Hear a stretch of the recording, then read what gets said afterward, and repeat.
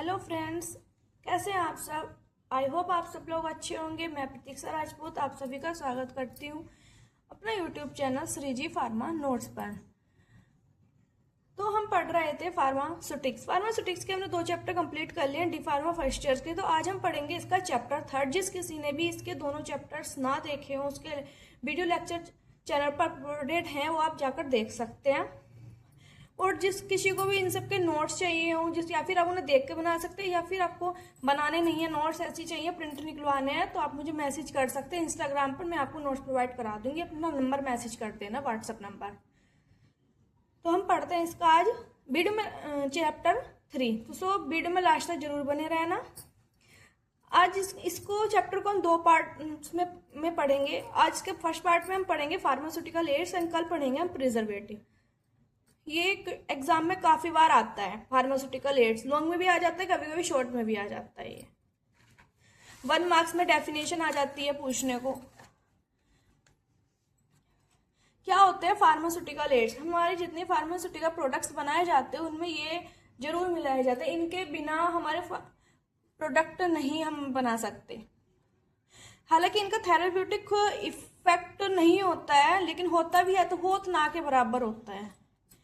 तो ये क्या होता है pharmaceutical aids. Pharmaceutical aids are the substance which do not have any therapeutic effect. They are उनका कोई ऐसे सब्सटेंस होते हैं जिनका खुद को थेराप्यूटिक इफेक्ट नहीं होता है। They are also used in formulation, preparation, preservation of pharmaceutical dosage form. Pharmaceutical dosage form की प्रिपरेशन में, फॉर्मुलेशन, प्रिजर्वेशन में इनका यूज किया जाता है। इन्हें जरूर मिलाया जाता है। जब भी हम कोई भी फार्मास्यूटिकल प्रोडक्ट बनाएंगे उसमें हमारा इनको मिलाना जरूरी है। They have to improve the stability, quality and taste and appearance. ये डोजेज फॉर्म की स्टेबिलिटी को, क्वालिटी को, टेस्ट को, अपीयरेंस को क्या करते हैं, इम्प्रूव करते हैं। अब एक फार्मास्यूटिकल एड्स में क्या क्या प्रॉपर्टीज होनी चाहिए। नंबर 1 होनी चाहिए कि वह नॉन टॉक्सिक होना चाहिए, किसी प्रकार की टॉक्सिसिटी नहीं होनी चाहिए, नॉन इरिटेंट होनी, किसी प्रकार की कोई रिएक्शन, इरिटेशन वगैरह कॉज ना करे। केमिकली इनर्ट होना चाहिए, यानी कि हमने जो दूसरा प्रोडक्ट है उसके साथ ये रिएक्शन ना करे। ईजिली अवेलेबल होना चाहिए, चीफ होनी चाहिए, और should not affect the taste, colour and odour, यानी कि और उसके जो डोजेस फॉर्म में है उसके टेस्ट, कलर, ऑर्डर पर कोई इफेक्ट ना डाले। Compatible with drug and other excipient.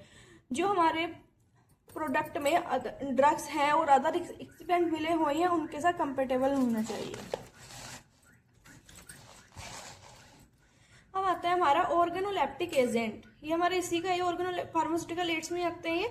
और आता है ऑर्गेनोलेप्टिक एजेंट्स क्या होते हैं। ऑर्गेनोलेप्टिक एजेंट वो सब्सटेंस होते हैं जो फार्मास्यूटिकल प्रोडक्ट के टेस्ट, स्मेल, फ्लेवर को इम्प्रूव करते हैं। अर्थात मान लो कोई प्रोडक्ट कड़वा है तो उसके बिटर टेस्ट को मास्क कराने के लिए हमें ऑर्गेनोलेप्टिक एजेंट्स हमारे मिलाए जाते हैं। अब कौन कौन से ऑर्गेनोलेप्टिक एजेंट्स होते हैं वो हम आगे पढ़ेंगे।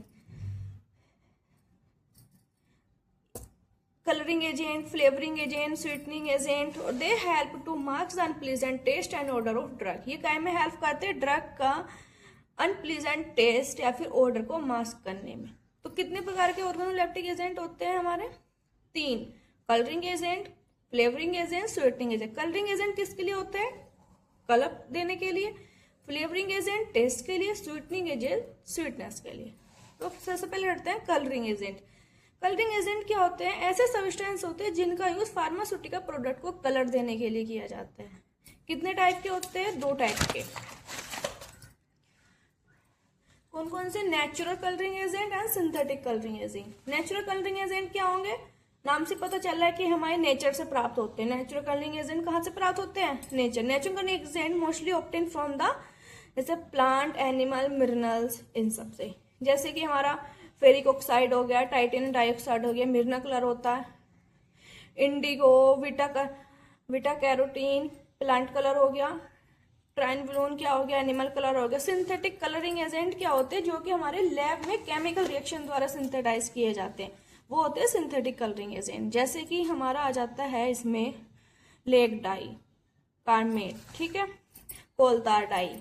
क्या उपयोग है इनका, क्या एप्लीकेशन है कलरिंग एजेंट के? कुछ ड्रग्स हमारी जिनका अनप्लीजेंट कलर है तो उन्हें मास्क करने के लिए हम कलरिंग एजेंट ऐड करते हैं। प्रोडक्ट के आइडेंटिफिकेशन में, और कलरिंग एजेंट डोजेस फॉर्म को अट्रैक्टिव बनाते हैं, यानी कि कलर अच्छा सा होगा तो दिखने में सुंदर लगेगी, अट्रैक्टिव बनाते हैं। बी ब्रांड रिकॉग्नाइजेशन में, यानी कि एक कलर जो है कि ब्रांड को रिकॉग्नाइज करता है कि उस ब्रांड का ये कलर है तो ये उस ब्रांड को रिकॉग्नाइज कर रहा है। फ्लेवरिंग एजेंट में क्या होते हैं? फ्लेवरिंग एजेंट का यूज मेडिसिन या फिर फार्मास्यूटिकल प्रोडक्ट या अनप्लीजेंट ओडर को मास्क करने के लिए यूज किया जाता है। काफ़ी सारे प्रोडक्ट होते हैं जिनमें हमारी बहुत ही बेकार सी स्मेल आती है, तो उन्हें मास्क करने के लिए क्या यूज़ करते हैं? Flavouring agent. तो ये ज़्यादा अमाउंट में हमारे यूज़ नहीं किए जाते, प्रोडक्ट में नहीं मिलाए जाते, 0.5 से 0.75% तक ही मिलाए जाते हैं बस। ये कितने प्रकार के होते हैं? ये भी हमारे 2 प्रकार के होते हैं, natural flavouring agent and second होता है आर्टिफिशियल फ्लेवरिंग एजेंट। तो सबसे पहला आ जाता है हमारा natural flavouring agent. Natural flavouring agent वे होते हैं जो वही हमारे जो प्लांट एनिमल मिनरल सब्सटेंस से फिजिकल प्रोसेस जैसे कि एक्सट्रैक्शन हो गया, डिस्टिलेशन हो गया, हीटिंग द्वारा प्राप्त किए जाते हैं। जैसे ये इसके एग्जाम्पल्स हो गया mint, chocolate, wild cherry, bitter taste को मास्क करने के लिए ल्यूकोराइज हो गया, शोर टेस्ट को, ये सारे एग्जाम्पल्स पढ़ लेना। फिर आता है आर्टिफिशियल या फिर सिंथेटिक फ्लेवरिंग एजेंट, जो कि हमारे वही केमिकल रिएक्शन द्वारा लैब में हमारे प्रिपेयर किए जाते हैं। जैसे कि इसमें एग्जाम्पल आ जाता है जैसे मिथाइल सैलिसिलेट। ठीक, ये किसका एग्जाम्पल है? सिंथेटिक फ्लेवरिंग एजेंट का। एग्जाम्पल जरूर याद कर लेना, एग्जाम्पल से भी नंबर क्वेश्चंस आ जाता है कि एक सिंथेटिक फ्लेवर एजेंट का एग्जाम्पल बताओ। एप्लीकेशन क्या होते हैं? वही अनप्लीजेंट टेस्ट को मास्क करने के लिए यूज किए जाते हैं। Chewable tablet, lozenges, liquid oral multivitamin में कॉमनली यूज किए जाते हैं। To increase the patient compressing को इंक्रीज करते हैं। फॉर डोजेस फॉर्म के आइडेंटिफिकेशन में, to make product more expectable to the patient, और पेशेंट को मेडिसिन लेने में भी कोई प्रॉब्लम नहीं होती अगर उसमें किसी प्रकार की ऐसी ऑर्डर नहीं आएगी तो। फिर आता है स्वीटनिंग एजेंट। स्वीटनिंग एजेंट वो सब्सटेंस होते हैं जो फार्मास्यूटिकल प्रोडक्ट को स्वीट टेस्ट देने के लिए यूज किए जाते हैं। बहुत से प्रोडक्ट होते हैं जिनका बिटर टेस्ट होता है तो वो खाए नहीं जा सकते, नहीं लिए जा सकते, पेशेंट को कोई प्रॉब्लम होती है तो उन्हें मास्क करने के लिए स्वीटनिंग एजेंट का यूज किया जाता है। जैसे कि हो जाता है हमारा सुक्रोज, डेक्सट्रोज, सोर्बिटोल, एस्प्रामिड, ईटीसी। 2 प्रकार के होते हैं sweetening agent, natural sweetening agent and artificial sweetening agent. Natural sweetening agent जैसे कि हमारा नेचुरल सोर्स से प्राप्त होते हैं। पहला आ जाता है हमारा सुक्रोज यानी कि शुगर। ये most commonly natural sweetening agent होता है, कलरलेस होता है। इसकी पीएच कितनी होती है? 4 से 8 तक। कितनी? 4 से 8 तक। और सोल्यूबल होता है वाटर में सोल्यूबल होता है। फिर आता है हमारा मैनिटोल। मैनिटोल कहते हैं मोस्टली जो होता है च्यूएबल टैबलेट में यूज किया जाता है। च्यूएबल टैबलेट्स होते हैं चबा खाते हो तो उनमें यूज किया जाता है। 50 to 70% स्वीट होता है ये सुक्रोज से। इसका अदर नाम क्या है? डिमेंटोल। इससे सुक्रोज से ये 5 से 70% ज्यादा स्वीट होता है। फिर आता है जाइलिटोल। जाइलिटोल का नॉन कार्सिनोजेनिक होता है, लो कैलोरीज रखता है इसमें, यानी कि कैंसर कोज नहीं करता है और कैलोरीज भी लो होती है इसमें। ओडरलेस होता है, व्हाइट क्रिस्टलाइन पाउडर होता है। अब इसका आता है artificial sweetening agent. Artificial sweetening agent कौन से हैं हमारे? एस्पार्ट में ये जो होता है 200 टाइम्स स्वीट होता है शुगर से। सॉफ्ट ड्रिंक में या फिर कोल्ड फूड्स में हमारा यूज किया जाता है। ये क्यों सिर्फ सॉफ्ट ड्रिंक में, कोल्ड फूड्स में हमारे क्यों यूज किया जाता है? क्योंकि अगर इसको हम टेम्परेचर वगैरह से मिलेगा ना तो ये हमारा बेकार हो जाता है, अनस्टेबल रहता है। ये अनस्टेबल है कुकिंग टेम्परेचर पर ये। फिर आता है हमारा सैक्रिन। सैक्रिन क्या होता है? 500 टाइम मोर स्वीट होता है। किससे? सुक्रोज से। कार्सिनोजेनिक यानी कैंसर कोज कर सकता है।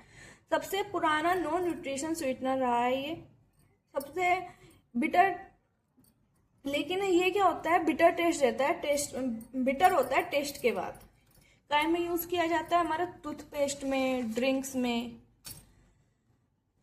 फिर आता है हमारा साइक्लामेट। साइक्लामेट क्या होता है, 30 से 50 टाइम्स जो होता है मोर स्वीट होता है किससे, शुगर से। जैसे कि एग्जाम्पल इसका देखा जाए कौन सा है, सोडियम क्लेकालिमेट एंड कैल्शियम क्लेकामेट कॉमन है इसके।